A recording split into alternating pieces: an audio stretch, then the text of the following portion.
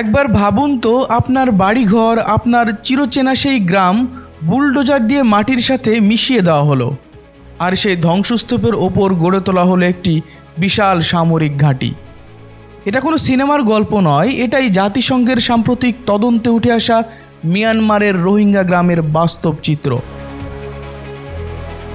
জাতিসংঘ সমর্থিত তদন্তে স্যাটেলাইট ছবি ও প্রত্যক্ষদর্শীর বর্ণনায় প্রমাণ মিলেছে যে মিয়ানমারের সামরিক বাহিনী পরিকল্পিতভাবে রোহিঙ্গা গ্রাম, মসজিদ, এমনকি কবরস্থানও ধ্বংস করে সেখানে নিরাপত্তা ফাঁড়ি তৈরি করেছে। মিউথুগাঁই গ্রামের প্রায় ৮০০ বাড়িঘর গুঁড়িয়ে দিয়ে বানানো হয়েছে বিশাল এক ঘাঁটি। এই নির্মম বাস্তবতা রোহিঙ্গা প্রত্যাবাসনের আশাকে প্রায় অসম্ভব করে তুলেছে। এর সরাসরি প্রভাব পড়ছে বাংলাদেশের ওপর, যেখানে প্রায় ১৩ লাখেরও বেশি রোহিঙ্গা শরণার্থী এক অনিশ্চিত ভবিষ্যতের দিকে তাকিয়ে আছে। তাদের ফেরার পথ কি তাহলে চিরতরে বন্ধ হয়ে গেল?